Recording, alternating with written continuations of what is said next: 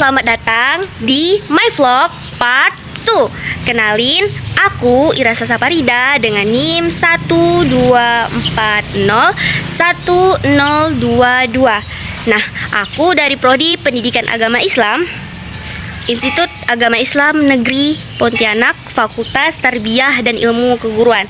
Nah, jadi di sini aku akan menjawab 3 pertanyaan UAS yang sangat penting mengenai kewirausahaan pendidikan. Mau tahu? Yuk kita simak.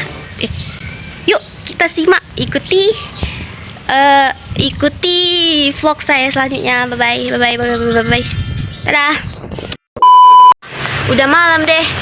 Jadi halo. Selamat datang di My Vlog Part 2. Kenalin dulu.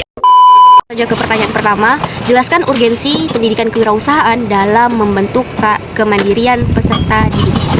Nah, jadi teman-teman, di sini itu ditanyakan, apa sih pentingnya pendidikan kewirausahaan itu dalam membentuk suatu kemandirian bagi peserta didik. Nah, jadi ternyata kewirausahaan ini tuh bukan hanya sekedar membuat peserta didik itu mencari keuntungan semata, tetapi ternyata juga membentuk kemandirian dari peserta didik. Nah, kemandirian ini seperti apa? Kemandirian ini seperti peserta didik itu akan lebih berpikir. Mereka berpikir bahwa kewirausahaan itu bukan hanya sekedar mencari keuntungan. Saat kita selesai melakukan pendidikan, itu bukan hanya fokus peserta didik atau anak-anak itu kepada nah, jadi bukan hanya sekedar berpikir bahwa mereka nantinya itu akan bekerja di tempat orang lain, tetapi dengan adanya pendidikan kewirausahaan, seorang peserta didik atau anak akan berpikir mereka bisa membangun usaha sendiri dari apa yang mereka pelajari dari pendidikan kewirausahaan ini. Jadi mereka itu akan memikirkan peluang dan melatih kemandirian, baik itu mental maupun fisik mereka. Nah, jadi mereka ini dalam arti mandiri itu, mereka itu tidak akan bergantung kepada orang lain, tetapi mereka akan mencari sendiri, yaitu namanya dengan mandiri. Nah, jadi mandiri itu selain bisa berdiri di telapak kaki sendiri, tetapi juga bisa lihat peluang dari suatu masalah. Nah, jadi seperti itu. Mandiri ini juga bisa disebut dengan rasa berani. Dia berani mencoba hal baru, berani memulai usaha baru. Apalagi di zaman sekarang, di mana semuanya itu melakukan usaha sendiri dianggap mudah. Apalagi sekarang ini sudah ada yang namanya gadget kan.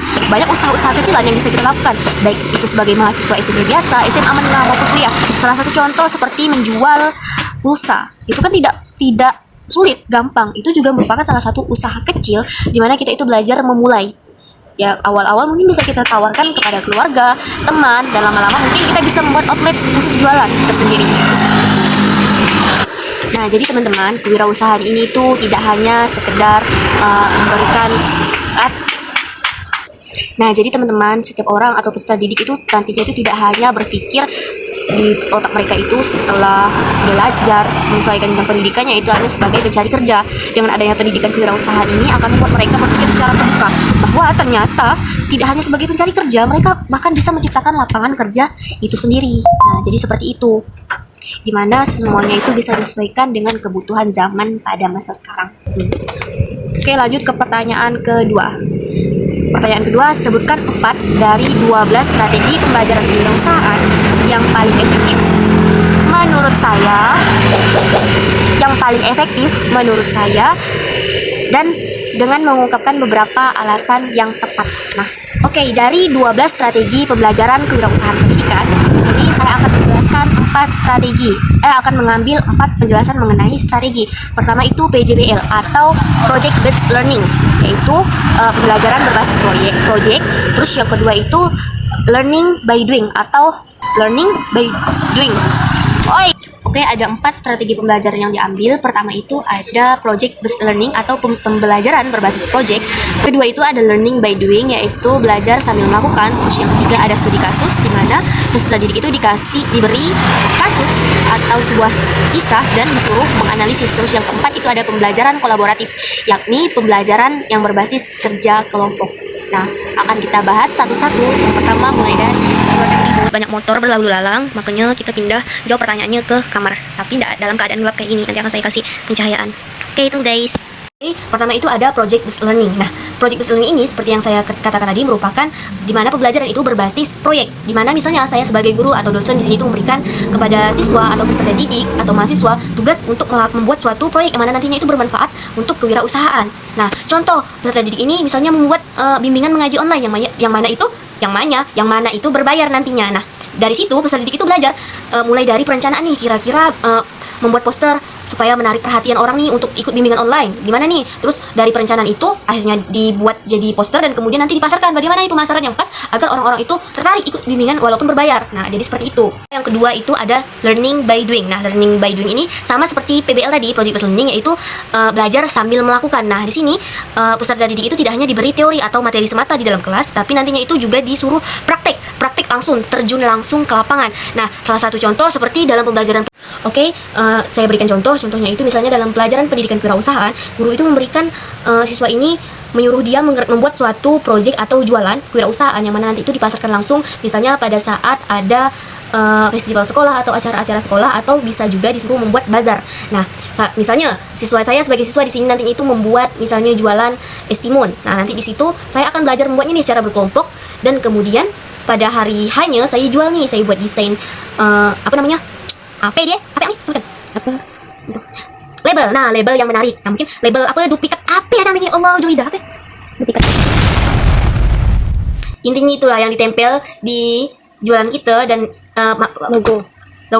Dan nantinya itu peserta didik itu akan belajar berjualan secara langsung. Bagaimana dia menawarkan kepada pelanggan, bagaimana dia melaksanakan jual beli saat melakukan pemasaran produk atau barang yang sedang dia tawarkan. Nah, dari situ peserta didik itu belajar mandiri dan berani. Bagaimana dia berinteraksi dengan orang-orang demi menjual barang yang sudah dihasilkan. Nah, jadi seperti itu.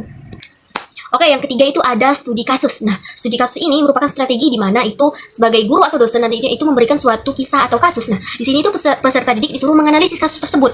Di mana khususnya itu di bidang kewirausahaan pendidikan. Misalnya tentang masalah berjualan apa. Nah, nanti peserta didik ini tuh diajarkan untuk menganalisis kira-kira menyelesaikan masalah pada kewirausahaan atau cara berjualan seperti ini tuh bagaimana sih. Nah, jadi di sini peserta didik itu diajarkan bagaimana itu melatih cara berpikir kritis pada saat menganalisis kasus tersebut. Dan di sini juga itu nantinya akan menambah wawasan dan inspirasi peserta didik mengenai pendidikan kewirausahaan. Oke, lanjut. Yang keempat itu adalah pembelajaran kolaboratif. Nah, pembelajaran kolaboratif ini merupakan pembelajaran yang berbasis kerja kelompok. Nah, di sini itu menurut saya strategi ini itu strategi yang mana itu melatih peserta didik dalam bekerja sama secara langsung. Ini tuh seperti peserta didik itu melakukan kerjasama bisnis dengan teman-temannya. Nah, jadi seperti itu. Nah, pada pembelajaran berbasis kelompok ini, peserta didik itu dilatih untuk bagaimana itu saling bekerja sama, saling menghargai. Terus di sini juga itu peserta didik diajarkan bagaimana cara menumbuhkan sikap atau membiasakan diri pada saat musyawarah. Karena dalam suatu kelompok itu saling bekerja sama, otomatis pasti akan ada masalah yang mana itu harus diselesaikan, dan diselesaikan dengan cara apa? Musyawarah. Peserta didik dilatih bagaimana dirinya nanti sebagai seorang wirausahawan bisa mengendalikan diri agar tetap tenang pada saat menjalankan usaha yang sedang dijalankan. Oke, lanjut ke pertanyaan nomor 3. Berikan oleh saya beberapa contoh wirausahawan dalam bidang pendidikan agama Islam dengan memberikan analisis peluang dan tantangannya. Oke, kita lanjut. Untuk jawaban yang tadi, saya disuruh memberikan contoh wirausaha dalam bidang pendidikan agama Islam dan berikan peluang dan tantangannya. Mungkin dari contoh wirausaha di sini kita sebagai salah satu contoh saya sebagai seorang muslim beragama Islam pasti ada basic di mana kita mengaji, apalagi misalnya sebagai mahasiswa kita itu sebagai tahfiz atau qori kan. Nah, jadi mungkin contoh wirausaha yang bisa dikembangkan kakimu aja. Jangan kok gitu kan lah. Stop. Masih lanjut ya. Mungkin contoh wirausaha yang bisa dikembangkan yakni membuka bimbingan mengaji. Nah, dengan membuka yang tadi kan contohnya tadi yang saya bilang itu membuka bimbingan mengaji secara online dan berbayar. Nah, sekarang mungkin bisa dua-duanya dilakukan secara offline dan online. Nah, di sini itu tergantung dari bagaimana kita menawarkan atau mempromosikan bimbingan mengaji tersebut agar orang-orang tertarik. Perlu kita ketahui sekarang kan apalagi di zaman modern saat ini, kebutuhan masyarakat atau orang tua itu sangat tinggi, apalagi anak-anak sekarang ini sudah banyak melupakan pemahaman mereka tentang agama Islam. Maka orang tua itu sangat khawatir bahwa ternyata anak mereka ini perlu dileskan mengaji, dikasih bimbingan dari sejak kecil. Nah, di sini itu kita sudah bisa melihat peluang kan bahwa dari kebutuhan masyarakat sekitar kita bisa membuka usaha tersebut, bimbingan mengaji. Nah, di sini kita orang tua yang ingin mengajarkan anaknya untuk mengaji bisa diserahkan kepada kita dengan melakukan bimbingan. Dan saya yakin bahwa pasti promosi atau wirausaha seperti ini itu sangat menarik perhatian masyarakat sekitar. Nah, oke, lanjut ke tantangan. Kira-kira jika membuat usaha seperti ini, tantangannya apa sih bagi kita? Nah, mungkin tantangannya itu dengan kita itu harus mencari ustadz atau ustazah yang mananya itu mengaji nih kepada anak-anak dewasa itu bisa anak-anak maupun orang dewasa remaja itu bisa dilakukan secara kompeten. Artinya itu ustadz dan ustazahnya itu harus yang berkualitas, jangan yang asal-asalan. Karena kan itu akan memengaruhi kepercayaan orang. Jika kita diamanahkan mengajar anak orang, tapi ustadz ustazah yang diberikan untuk mengajar itu tidak kompeten, itu akan memberikan pengaruh buruk kepada usaha yang sedang kita jalankan. Nah, seperti itu.